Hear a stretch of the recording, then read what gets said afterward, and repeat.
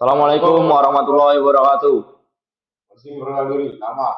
Karena anggaran 2023 vaksin 16. Mohon izin memperkenalkan diri. Nama Muhammad Richard Aryadi, nomor absen 20 dari kelas 1254. Untuk hari ini kami akan mepresentasikan persatuan dan kesatuan bangsa Indonesia pada saat revolusi kemerdekaan.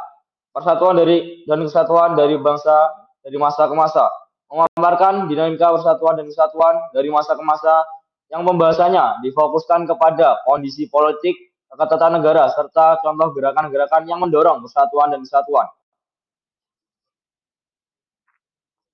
Persatuan dan Kesatuan Bangsa pada masa revolusi kemerdekaan pada 12 Agustus 1945 sampai dengan 27 Desember 1949. Yang pertama, pada periode ini bentuk negara Republik Indonesia adalah kesatuan dengan bentuk pemerintahan adalah republik yang mana presiden berkedudukan sebagai kepala pemerintahan sekaligus sebagai kepala negara. Sistem pemerintahan yang dipakai adalah sistem pemerintahan presidensial. Kedua, dalam periode ini yang dipakai sebagai pegangan adalah Undang-Undang Dasar 1945. Akan tetapi, dalam pelaksanaannya belum dapat dijalankan secara murni dan konsekuen. Yang ketiga, ketika Undang-Undang Dasar 1945 telah berlaku, namun yang baru dapat dibentuk hanya presiden, wakil presiden, serta para menteri dan gubernur yang merupakan perpanjangan tangan pemerintah pusat. Yang keempat, adapun departemen yang dibentuk untuk pertama kalinya di Indonesia terdiri atas 12 departemen. Provinsi yang baru dibentuk terdiri atas 8 wilayah yang terdiri atas Jawa Barat, Jawa Tengah, Jawa Timur, Sumatera, Borneo, Sulawesi, Maluku, dan Sunda Kecil. Kondisi ini didasarkan pada aturan peralihan Undang-Undang Dasar Negara Republik Indonesia tahun 1945 yang menyatakan bahwa untuk pertama kalinya Presiden dan Wakil Presiden dipilih oleh PPKI. Yang kelima, lembaga-lembaga tinggi negara yang disebutkan dalam Undang-Undang Dasar Negara Republik Indonesia tahun 1945 seperti MPR, DPR, DPA, BPK, dan MA belum dapat diwujudkan sehubungan dengan keadaan darurat dan harus dibentuk berdasarkan undang-undang. Untuk mengatasi hal tersebut, Undang-Undang Dasar 1945 melalui ketentuan dalam pasal 4 aturan peralihan menyatakan bahwa sebelum Majelis Permusyawaratan Rakyat atau MPR, Dewan Perwakilan Rakyat atau DPR, dan Dewan Pertimbangan Agung atau DPA dibentuk, menurut Undang-Undang Dasar ini, segala kekuasaan dijalankan oleh Presiden dengan bantuan sebuah komite nasional. Yang keenam,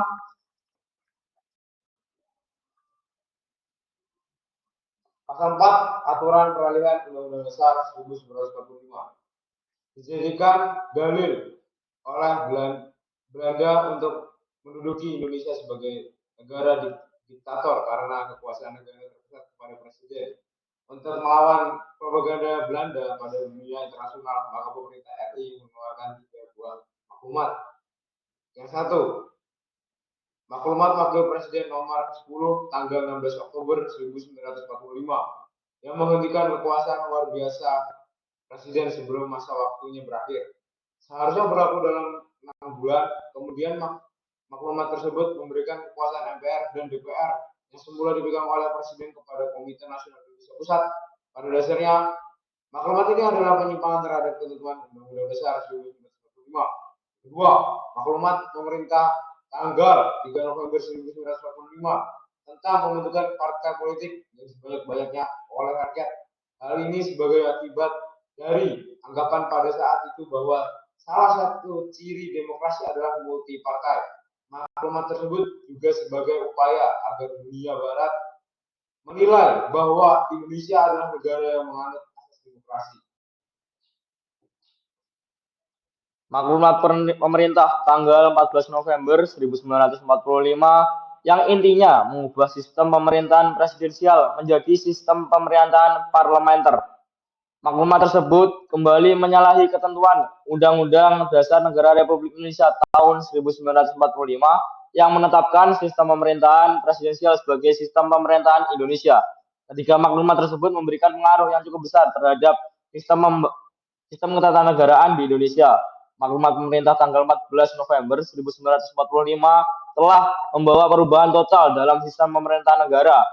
Pada tanggal tersebut, Indonesia memulai kehidupan baru sebagai penganut sistem pemerintahan parlementer. pada sistem pemerintahan ini, yaitu sistem pemerintahan parlementer.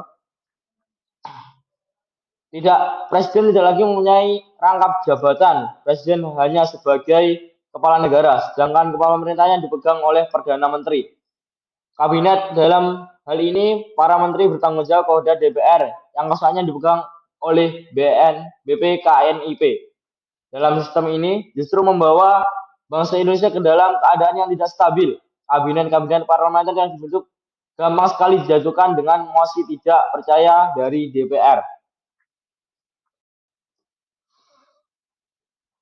Selanjutnya, sistem pemerintahan parlementer berlaku mulai tanggal 14 November 1945 dan berakhir pada 27 Desember 1949. Dalam rentang waktu ini, terjadi beberapa kali pergantian sumber buku, 30 tahun kabinet. Kabinet yang pertama dipimpin oleh Indonesia Merdeka, Sultan Syahrir, yang dilanjutkan dengan kabinet Sultan Syahrir, Perdana Syahrir 2 dan 3.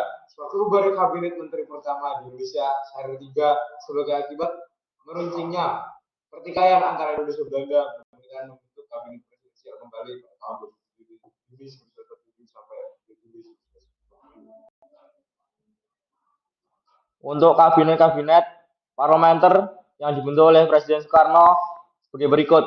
Untuk yang pertamanya ada Kabinet Amir Syarifuddin yang periodenya 3 Juli 1947 sampai 11 November 1947.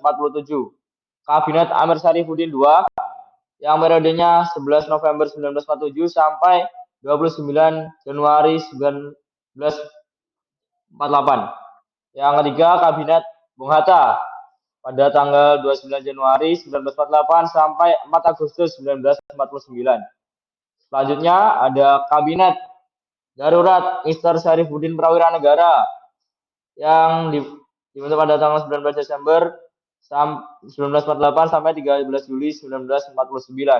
Yang terakhir ada Kabinet Bung Hatta lagi.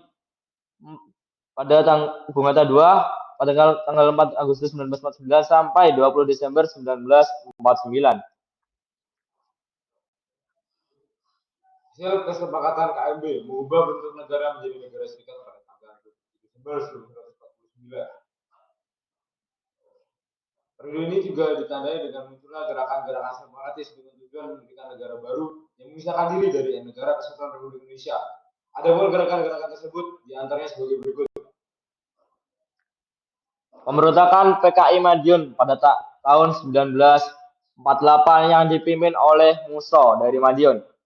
Pemberontakan Partai Komunis Indonesia atau PKI di Madiun pada tahun 1948 ini dipimpin oleh Musso. Tujuan dari pemberontakan PKI Madiun ini adalah ingin mengganti dasar negara yang sebelumnya adalah Pancasila, ingin mengganti menjadi komunis, serta ingin mendirikan Soviet Republik Indonesia. Pemberontakan PKI Madiun melakukan aksinya dengan menguasai seluruh karesidenan Pati. PKI juga melakukan pembunuhan penculikan ini secara besar-besaran.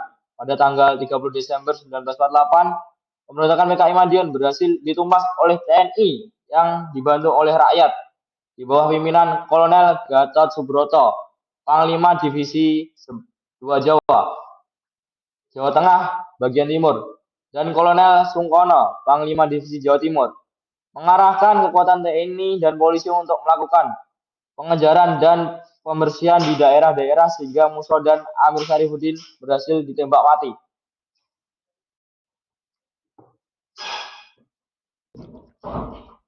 Gerakan DI atau TI di daerah Jawa Barat. Pemberontakan DI atau TII di Jawa Barat dipimpin oleh Sekar Maji, Marijan SM, Kartosuwiryo yang memiliki cita-cita untuk mendirikan negara Islam di Indonesia. Cita-citanya membentuk negara Islam Indonesia atau NII diwujudkan melalui proklamasi yang dikumandangkan pada 7 Agustus 1949 di Desa Cisayong, Jawa Barat untuk mengatasi pemberontakan yang dilakukan oleh Kartosuwiryo. Pasukan TNI dan rakyat menggunakan operasi pagar betis di Gunung Geber. Akhirnya pada tanggal 4 Juni 1962 Kartosuwiryo berhasil ditangkap dan dijatuhi hukuman mati.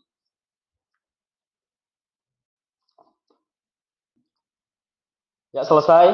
Sekian yang dapat kami sampaikan. Semoga ilmu-ilmu yang kami sampaikan dapat bermanfaat bagi rekan-rekan sekalian di rumah. Terima kasih. Wassalamualaikum warahmatullahi wabarakatuh.